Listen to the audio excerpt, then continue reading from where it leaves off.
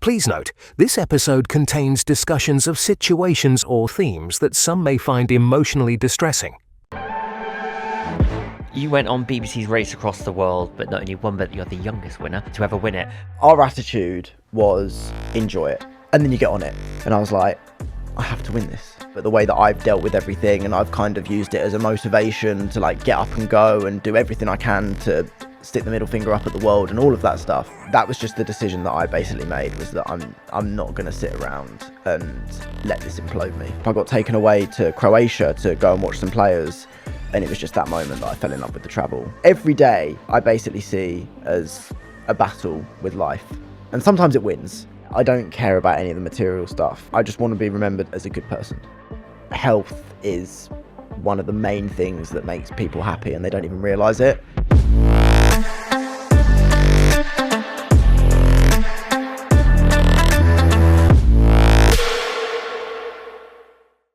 In this episode of the SuperPower Podcast, I'm joined by Alfie Watts, the adventurous travel expert that many of you might recognise from winning BBC's Race Across the World Season 4. Since capturing the nation's hearts on the show, Alfie has continued to explore the world with his curiosity and his infectious energy, taking his community with him as he dives into new cultures, challenges, and experiences. Alongside Alfie's passion for travel, he's also an ambassador for Young Minds and Winston's Wish that stemmed from the loss of a parent at a very young age. Today, he uses his platform to raise vital awareness for mental health and the importance of supporting one another through life's highs and lows. So join us as we unpack Alfie's powerful story, from travelling the globe to navigating vulnerability, and discover the lessons that he's learned about courage, connection, and finding joy in the unknown.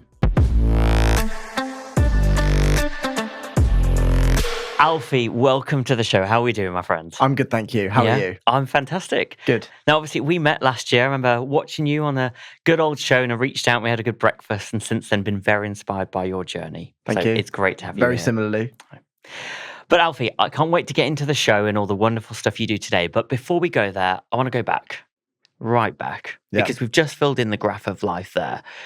And I want to start with, what is your earliest memory that is in Alfie's mind about your life?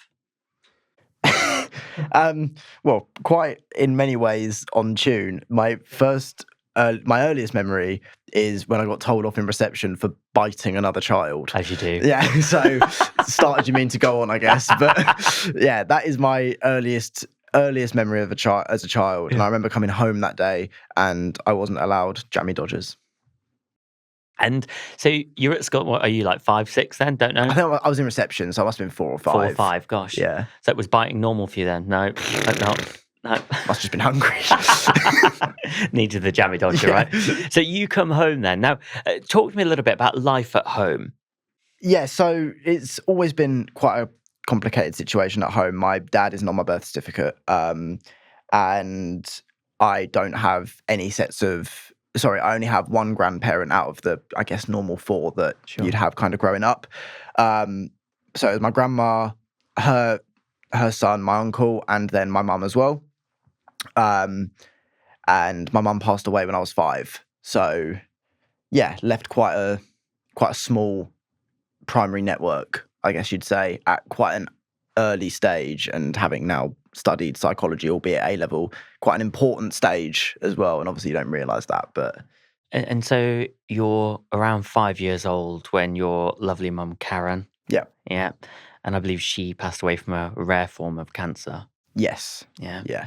But just talk to me a bit about that, because I know she was fighting her best. Yeah. Because she wanted to see something through.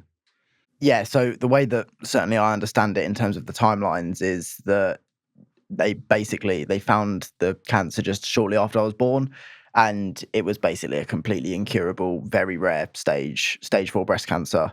And they gave her 6 weeks to live, and she saw me into school.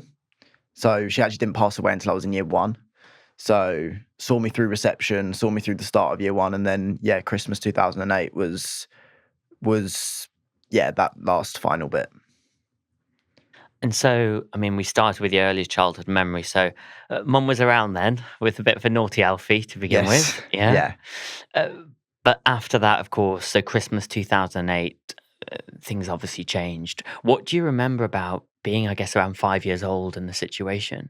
So she passed away on the 1st of December, which is so strange because the only memory that I have of that day, and again, I must have just had this obsession with food when I was a kid, but the only memory that I remember that day was being posted an advent calendar.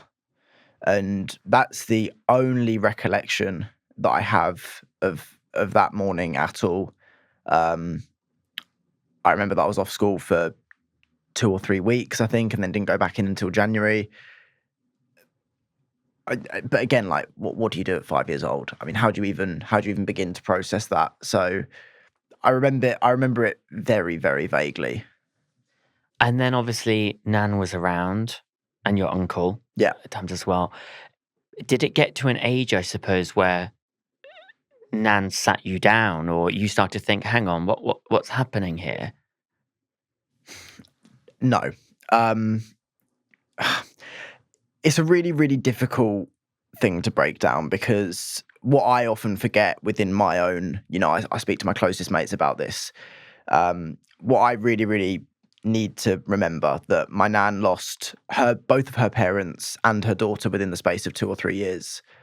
And to then shelve all that as an adult, have to retire 10 years earlier than normally you would have done. She loved her job and she had to quit it to care for her mum and her daughter, and then she couldn't get back into work. She then had to look after me and then obviously shelve all the pain. I can't have any resentment for the way that things worked out, but it made it really, really tough because and it's a very selfish thing to say, but it always felt like I was doing it alone because she was dealing with her own grief and she handled it so much worse than I did even now. But again, I can't have any resentment for that because how do you shelve that as a human being? It's a completely impossible task. And it is, of course, really difficult. Is that something you've spoken about with your nan today or in recent times or no? The relationship between us is so fractious. It always has been.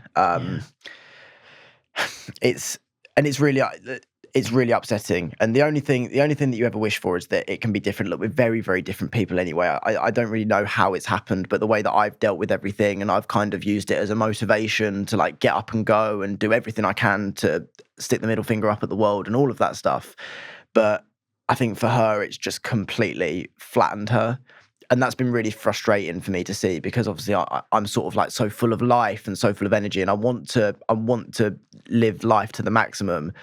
And it's felt like all through my childhood that she's basically just given up, and that's tough to watch. It's tough to watch as someone who loves her, and it's tough to watch particularly as someone who thinks, well, it could have been so different. We could have given it like. We can't change it, and we could have actually made something from it. Yeah. And I think that's the toughest part is that you just, I don't have any resentment for what happens. I just wish it could have been different. And I guess it is so tricky because you put anybody in the same situation, they all react differently, we respond differently. And I guess one of the things that's been a driver for you, as I understand, is lessons your mum instilled and the strength that you have. You've often spoken about this. What are some of the lessons that your mum, you think, has instilled in you? Even since the age of 5. Yeah, I just think it's things that I've heard and read, and it's the messages that she left me. Like just don't let it hold you back because you can't. Right? That's the thing. Is that 5 years old, you've got the rest of your life in front of you. You never actually have to make the choice, but you subconsciously have a choice. You either get on with it or you don't, and because it doesn't matter how long you sit there and yearn for it and all of that, it's not going to change it. And that was just the decision that I basically made, was that I'm not going to sit around and let this implode me. Which is admirable and something that, I absolutely commend. And I get, like you say, whether that's your nan or other people, we all respond differently. Yeah. But as the years go on then, Alfie, you become a teenager. So what is it, 2016, I guess, that you turned 13? Yeah. So it's April 2016.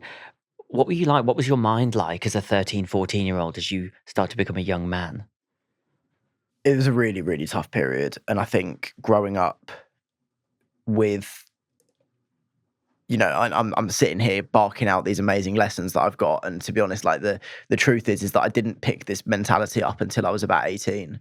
I think I sort of saw what the reaction was at home, and I sort of bought into the life hasn't been fair. I'm going to be really sensitive about it. So I had a lot of anger problems in primary school, going up into secondary school. I think everyone was growing up around me, and I sort of refused to. And again, like again, it's not her fault, but I wasn't. I was wrapped up in cotton wool at home. And again, you can understand why. Like it's a protection thing, of course. Like if you've lost your daughter, you're going to do absolutely everything you can to protect her son, of course. But it led to much slower development. It led to a lot of arguments. It led to a lot of anger because I saw everyone else growing up around me. I saw everyone else going on holidays and things like that, and it just felt like I was living the life of an 8-year-old whilst everyone else was like progressing. So, and I think just to chronologically it doesn't make sense, but to kind of jump to what I'm doing now and why I was so eager to travel when I was 18. For a lot of people that's really, really scary, but I think for a lot of people, they also didn't have that feeling of feeling so sheltered for such a long time. And this idea of freedom and going out and chasing something and being able to do whatever you could and seeing the world, that was the most exciting thing ever. Yeah. And I know you've always, we'll get onto this later about like you're very hard on yourself. You like I do, high performance. You're always going to expect the best of yourself. But at the same time, navigating grief throughout our lives. And I always say we move on with, we don't move on from these moments. You've often spoken about grief being similar to loving. Yeah. And the inability to continue to love someone who's not physically here. Just talk to me about what goes through your mind when you talk about grief and how that feels today. It's definitely changed a lot since I first started talking about it, and obviously this story first came out on Race Across the World. Now, as bad as it is, but you'll know this, when you do something for work, it becomes monotonous. So the kind of grief conversation now is almost like, for me, it's almost like a pre-planned speech, because I've said it so many times to so many different press articles, and I've spoken to Winston's Wish so many times about it. The actual sentiment of what I'm saying is actually just kind of echoed from what sounded best in the past. But despite all that, you've still got to carry it on your back all the time. And I think because of my platform and how I've shared all of this, sometimes I actually forget that I'm still living it day to day, that I still, I'll never have that satisfaction of my kids being able to go to their grandparents and things like that. That it's those, and, for me now as a 22-year-old, I feel like I've completely conquered the part that I need to get over, which is that my childhood was without parents, and I've come to terms with that. I think what's actually going to be really difficult now is, as I get older, when my friends have kids and they go to their grandparents, and it's, maybe when I get a future partner and they say, oh, we're going to go to my mum's, then actually you've got problems that I've never dealt with before that are almost going to be new, and probably have to experience it all over again. So I think this is the other thing about grief, is that you think you've navigated one part of it, and then a whole new life phase will come around and you won't know what to do. Yeah. And I guess the interesting point of that, and I know this is navigating the future, is who knows when a lucky partner meets you one day. And, yeah, right. That you will find potentially a mother and father-in-law who could feel like a mum and dad, never replacing anything for you, not to say that, but how beautiful a bond could be that doesn't yet exist, that's waiting for you one day. Like, that could be so special. Yeah, and that's what I think life is just it. You never know who you're going to meet, what that kind of relationship. I mean, I've met people this year that have completely changed my life, and it's, you think that you've got your circles set up and everything like that, and then it's something as simple as, going to an event or something and you just click with someone. It's why I absolutely adore life. I really do. Love it. Now, I'd be failing us if I didn't look. Obviously, we filled in the graph of life here, and there's a particular low point here that looks around between 15 and 18. Yeah. Just talk to me about that moment.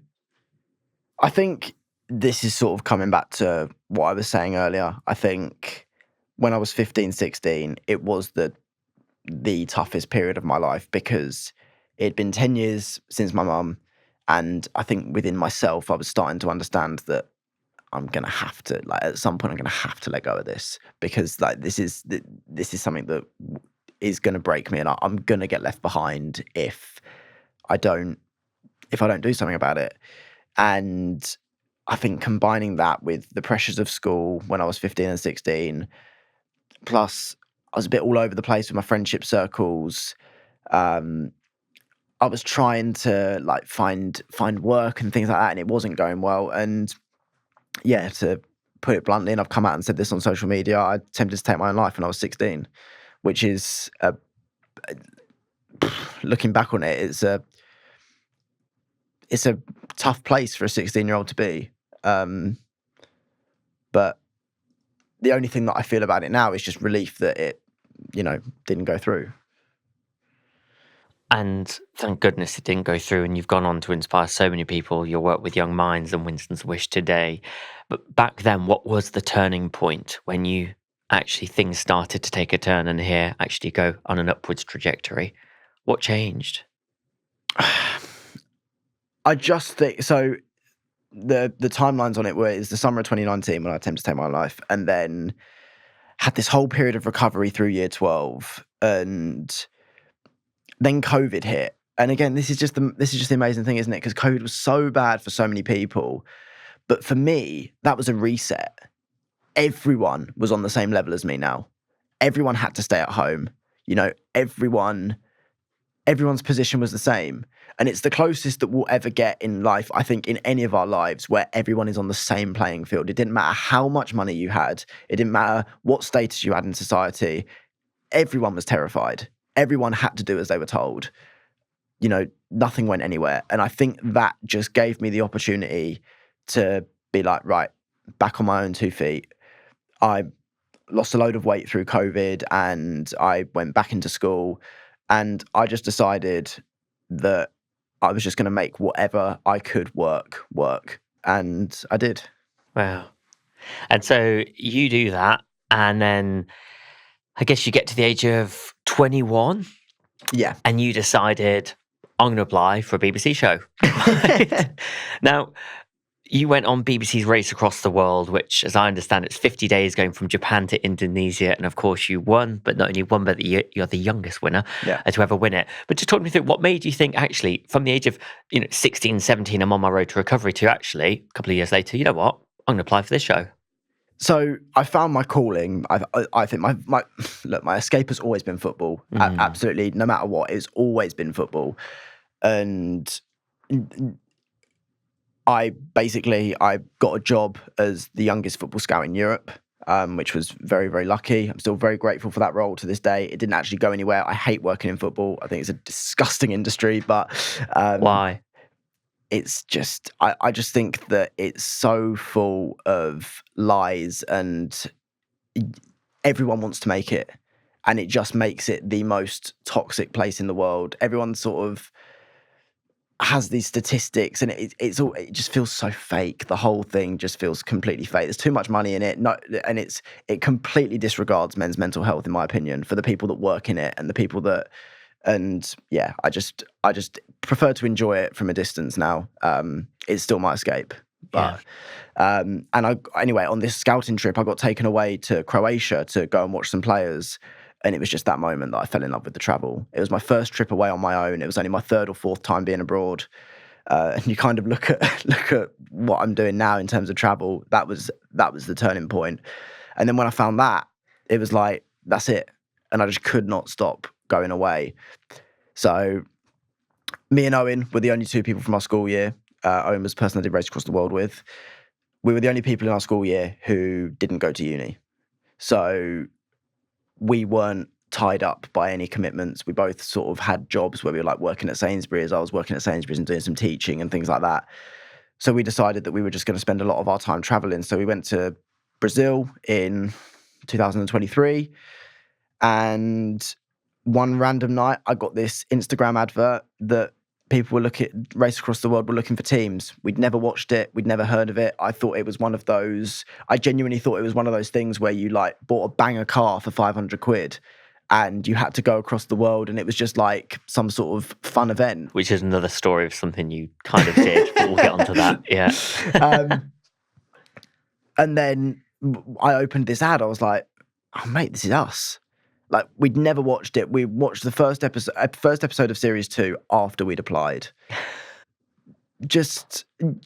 And I really don't believe in fate. I think it's the most nonsensical thing ever.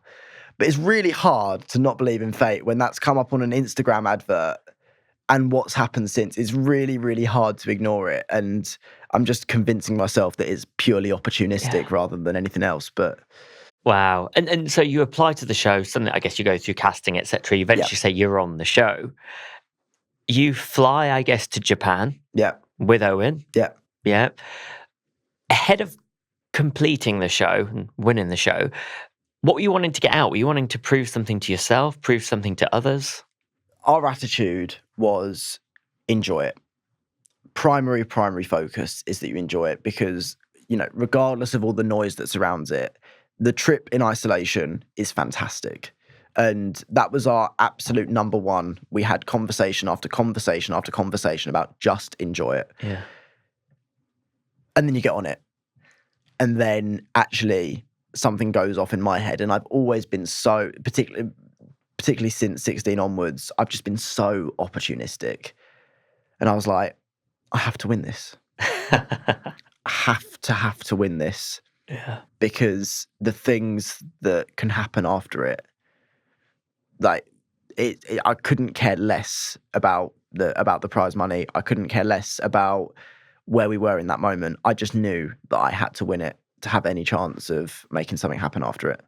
And so by then you were already picturing the future that could happen if X meets Y and this happens. I guess you weren't doing that in your earlier years, thinking about a future of what it could be, but suddenly you were thinking about a very positive future. Yeah, and I think that was massively part of it. I remember so vividly the final night on Race Across the World. We got a boat from Bali to Lombok. It was about 4 hours.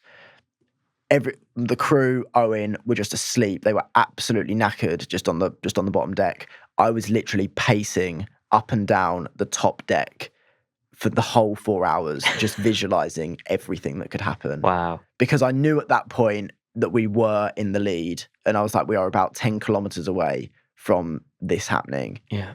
And I was like, right, now it's time to figure out what we're going to do.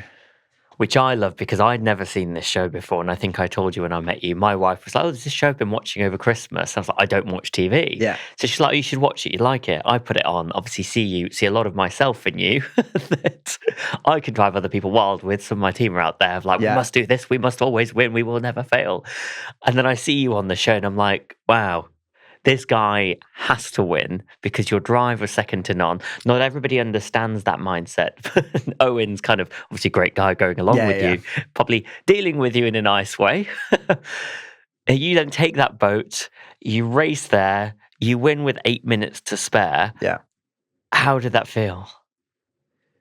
That moment in isolation is really strange because it was a tough 50 days, mentally, physically. You know, we were knackered. We were just hungry, all of these emotions. And literally that night we'd had to sleep on a bench because we had no money left. So that moment in isolation was just pure relief. Like, thank God it's done. Like, we've done it. Amazing. And then it was that night where I was like, oh, wow, this is going to be amazing. But then obviously everything goes quiet for 6 months. You go back to everything being completely normal. And then week 1, you're back to the start. And then you have to wait 8 weeks for this whole thing to come out. Oh, because it's not aired yet, of course, so nobody knows about this. So this moment was great, but then you have to wait 6-7 months to action anything that you kind of had in mind, which I can imagine, was the worst 6 months ever. But did that give you time to like, right, what is my plan of action? How do I prepare for this moment? Oh yeah, I was having business meetings in January. Yeah. Came out in April. So then it airs. Yeah. Then what? How did you feel then? again, everything happens so quick. Yeah. And you think that this moment is going to last forever. And then actually you realize that sort of 2 weeks later, everyone's almost forgotten about it and moved on with their lives, as they do. But I was not going to let that moment pass us by. Like my current business partner now, Guy, he sat down with me at the start. He was like, listen, we have got to make the most of this. We've got an 8-week social media plan. This is what you're going to do. This is how it's going to work. And it did, but it also didn't. I came off of Race Across the World with about 25,000 followers, which was nowhere near what I wanted. And I knew that I wasn't going to be able to make that work with a career. So I was like, right, we have to do more. I have to go abroad. I have to be a creator. This idea these days that you come off a TV show like that and you're immediately invited onto Big Brother and Strictly and things like that, it's gone. Those days are gone. So in that moment, it was like, right, well, I'm going to have to go down the creator route. So worked. And kind of one part of the story that kind of gets omitted is that all through this period, from doing Race Across the World, I'd had a job offer to be an air traffic controller, which is a fantastic job. And to train in that industry was so exciting. Yeah. So I had this pressure on me as well. I was like, I've got to find a way to make it justifiable to say no to that, to the point where I won't regret it. So work. And then it literally wasn't until the start of this year. I mean, I didn't hit 100,000 followers until February this year. But that's since doubled, right? Yeah. You've got it on a roll. And that's because, I mean, I know why I think it is from my side. Why do you think that is? Why people engage so much with you? I think it's the relatability. I think that's the main thing that I can sort of, because I believe I've got the best job in the world. Absolutely. I mean, and again, like, I think it's always hard to say this to people, but I'm proud of it. I get contracts that was my nan's yearly pension. To come from that. Yeah. And to see, and I am a very money-oriented person because we were so short as a family, and that is a massive motivation of mine. Seeing some of the contracts, and it's like, that's me making that level of money. Like it's mind-blowing to me. And I think, but amongst all that, I still think that I carry that sort of relatability that people originally fell in love with. And I don't think it's possible for me to lose it because, I'm stingy enough to the point where, I'll always, no matter how much money I make, I'll always buy a meal deal. I'll always, and I just think that's what people kind of engage with. No, it is great. And I've seen you walk in from airports to save on taxi fares, and also from I know you do a lot of great partnerships, and a lot of people get those wrong. I think people disengage. But when you weave in authenticity in yourself, you do capture the audience. Now, you've done some random things. I feel like since we met, we had a breakfast one morning, and since then I've seen you.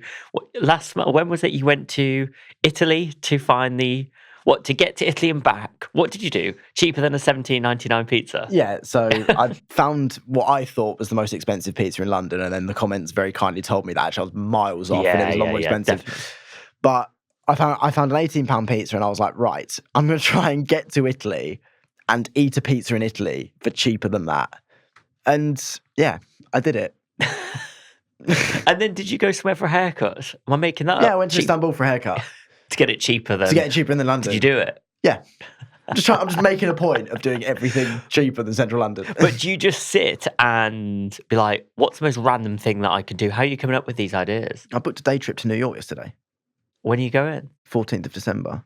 I fly 8 a.m. in the morning. I get back at 11:15 the next day in the morning. 12 hours in New York for the Christmas markets. I mean, I'm going to ask you why, but also like, why not? Because this is you. We'd expect nothing less. But what are you doing there for the Christmas markets? It's look, like, thing is that I will not take no for an answer from anyone. And it's something that my manager in particular has just had to learn. She's just like, do you know what? Whatever. Like, he's going to do what he's going to do. And I will make this work. I will make this career work. I will make as much money. I will get as many followers as I possibly can. And I will go to whatever lengths I have to do. And if that means going to New York for a day because the video will go viral, then I will do that. And to a lot of people, that is like, just be like, I'll just go for 3 days and pretend you went. No. I do this. I do this properly. And you've obviously, I hope by now you are staying in some nice places, but I've also seen you stay in some like pretty horrible places. There's one I saw, where were you? And you like started unpicking the mattress to be like, look what I've been finding. Yeah. Was this when you had a broken down van? No, that was in Budapest. But again, so this is the thing, is that I genuinely have this attitude. I don't care how much is in my bank account. For me, a bed is a bed. So if I've got a choice between a bed for 15 quid or a bed for 150 quid, there is no way that the bed can be £140 better. For me, that's just my attitude. We'll do this interview in 5 years' time. But go on. And that's just my attitude to it. I just think, if I can get something for 20 quid and it will suit me, why would I? I don't know. It's just Love it. So obviously recently you've just done your first trip to Vietnam, where I think you had 14 people join you. So what was that? So is this tripswithalfie.com? What's happening? Yes, it's something that a lot of travel creators do. And it's just a nice sort of way for me to engage with some of my followers. And it's really hard, I think, when you have so many followers, and I genuinely do wish that I could give every single one of them a hug, because they've just completely changed my life. It's hard to be able to interact with them on a personal level, and the trips are just a really, really good way to do that. And I think that's why I'm really keen on doing more of them, is because if I can get as many of my followers to see the world and kind of do it with me, then that's amazing. And that was a really, really good trip. I really enjoyed it. And now you've spoken obviously about money and the contracts, which are great. Obviously travel brings you a lot of joy. What does happiness really mean to you? I don't know, to be honest. And I think I ask this question myself a lot. Like I overthink a lot of things a lot. And that's changed a lot actually in recent years. Because I remember me and Owen used to have conversations where actually he'd be the overthinker and I'd be the one who's just like, yeah, it is what it is. Just get on with it. Like life's life, just get on with it. And now I've kind of gone into the real overthinking space, and I don't actually know. I think money is a motivator. So I think money does contribute to it. But also that's very much like that will plateau. There will be a certain amount of money that will make me happy, and then beyond that, it's out of the equation. I think keeping my friends around me is the major one. Feeling healthy, I don't think you can put a price on that. I think health is one of the main things that makes people happy, and they don't even realize it. So I'm very, very lucky that I am in really, really good health. So I think that always kind of helps me out. But I think it's always having something to look forward to. That's the key for me. Even if it's just knowing that at the end of the week, me and my mate are going to go out for a McDonald's or go to Topgolf or something like that. Just always having something to, when you do have a rubbish day, you get through it.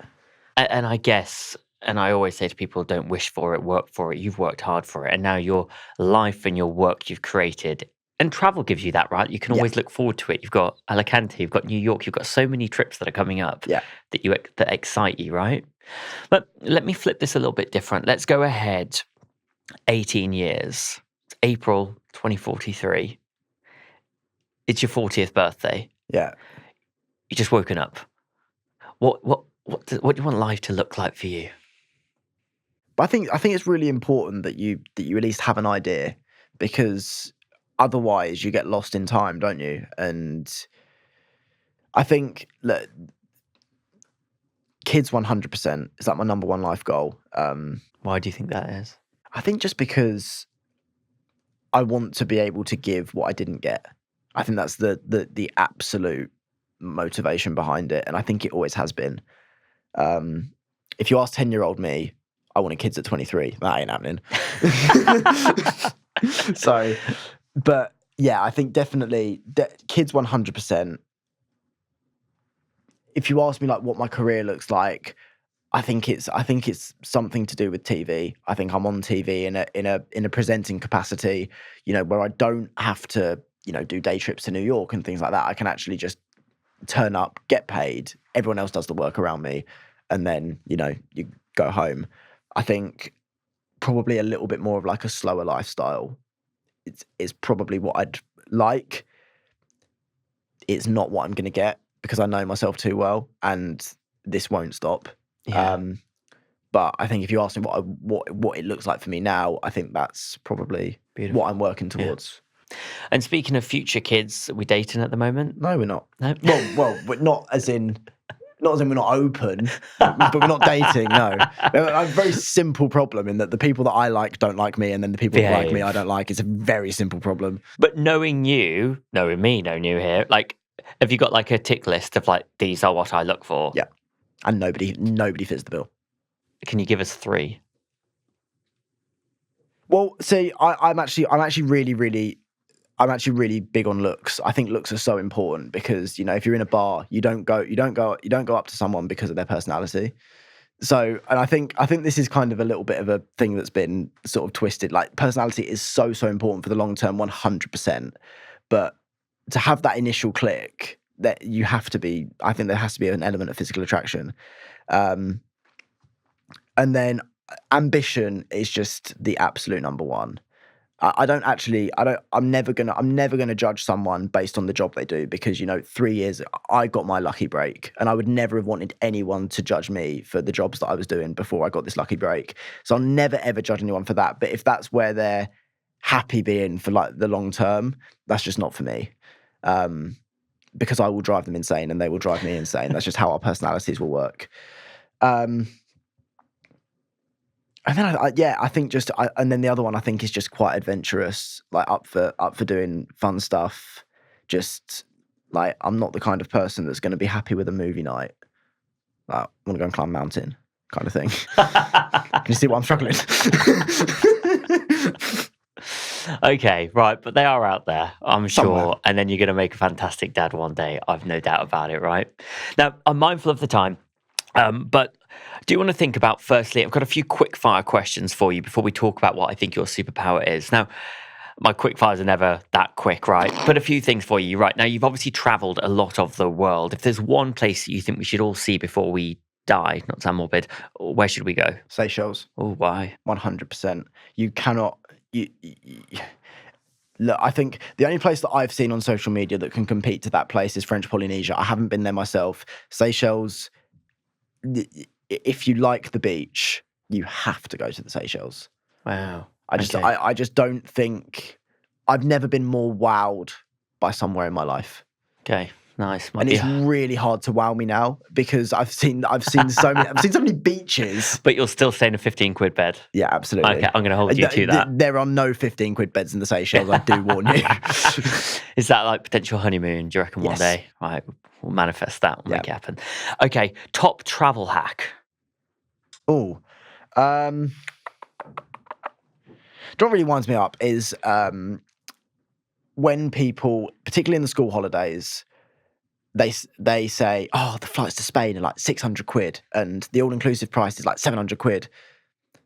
Think about it. So if your holiday to Spain is £1,300 per person in the school holidays because, you know, EasyJet decide to hyperinflate their costs, whatever, other countries still exist. You don't have to go to Spain. And like, so if you went to Thailand in the school holidays, obviously I know it's a long flight, I get that, but you'll spend £800 on the flight. But then for your accommodation for 2 weeks, you'll spend 150 quid maximum for a 4-star hotel. The food's amazing, the beach are amazing, the weather's still good. Yeah. People don't really think about, like, they see the big flight price and they go, But actually, when you consider, you know, to have a meal in Tenerife in the summer holidays, it's like €100 per night. Yeah. You could eat for 2 months in Thailand for €100. And I suppose I see you go to other places like Albania, Croatia. I mean, Croatia's getting expensive now, but there's so many. Well, I like to go where the Brits don't go. Sorry, Brits, fellow Brits. But you go there, prices are fine. Yeah, absolutely. Right, it's great. Yeah. Okay, bit of a deeper one now. If I could give you an unlimited supply of one thing for the rest of your life, what would it be? Time. It's without doubt. Okay. It's. I think I don't. Yeah. Quick fire. Nice. Time. It's quick. Well, we did it. Right. Cool. 3 guests. You're having a dinner party. Those who are with us, no longer with us. Who's at the party? Why? Chris Martin from Coldplay. He's my absolute inspiration. Why? Just music, Fix You saved my life, without doubt, the song. And the way that I see myself in him so much. The way that he talks about life and caring about people, it's him every day of the week. Jose Mourinho, and Michael Palin. Okay. Because whatever he did in his career, I want to emanate it. Wow. Okay, so we've got a guys' dinner going on, right? Yes, okay, yeah. Good chat. All right, nice one. Okay, no, cheers. Now, obviously, it's my job on this to really get to know you a little bit, Alfie. And I've obviously, since we've met, watched you with admiration and seen so much happen. I mean, I don't even know when we met. Was it this year or last year? I don't know. I was thinking about that when I was on the way in. I actually can't remember. Know. It could be like 6 months ago, could be a year and a half ago. Months, I don't even know. Genuinely. Anyway, I know when we met, you were like, so many different options were coming up where to go. Now I've seen things change dramatically. And this superpower, I think, clearly it's something that since the age of 16 in particular has come out, and it's probably what drove me to you. And it's persistence. A lot of people in this life, I'm not talking on a personal level, but people will give up with their dreams. Yeah. You said from pacing for 4 hours on that boat, Port Owen, right? Yeah. To even the vision of when you are 40, you will not take no for an answer, poor agent. What does persistence mean to you? I think it does genuinely personify me. And I think my manager's probably a really good example. It was this time last year, I knew that if I wanted to do this, if I wanted to get back on TV, if I wanted to make the money that influencers make, I had to get an agent, I had to get a manager. 182 LinkedIn messages I sent, 2 replies, and one of them was my current manager. Wow. So, and now, so she took me on, and then all this growth happened this year, and then all these people that said no to me last year, they all come knocking back on my door. I was like, no. So I owe my manager my career in many ways, because she was the only person that offered me a hand when nobody else would. But I think it just shows that, after 167, I was not stopping. But I mean, there's so much there, because people will send 3 and be like, "Oh, I've been rejected. Yeah. Oh, what a failure I am." Move on. And it was even something like I had to buy the top LinkedIn gold thing just to be able to send enough things, and I was like, yeah, I'm going to do that, and it worked. Yeah. But doesn't that just show from persistence, where most people will give up, and now credit to your agent, obviously. Yeah. Shout out to her. Yes. Yeah. Okay. But clearly, like, your hard work, that's kind of what's getting you there as well. Like, and your authenticity. Oh yeah, and she'll say that every day of the week as well. Wow. But yeah. But let's say somebody's watching Alfie and they think, oh gosh, whether they are in a difficult place, we've all been there, or they're coming out of that. So it's Alfie at 16 plus, and they think, oh, I wish I could be a bit more like Alfie, that drive, that persistence. Do you think it can be taught? Clearly it can, because you changed a little bit. How can they take that on board? Or can it? It can be. Yeah, I think it has to be within you somewhere, because I think that's what it was with me, is that I think I've always had it, and it was just about unearthing it and doing that. But I think it's not really about the persistence, but I think what's given me the clear head to be able to do it is I've got a very, very simple technique, and I don't even really think about it. But when I was coming out of my really difficult areas, every day I basically see as a battle with life, and sometimes it wins.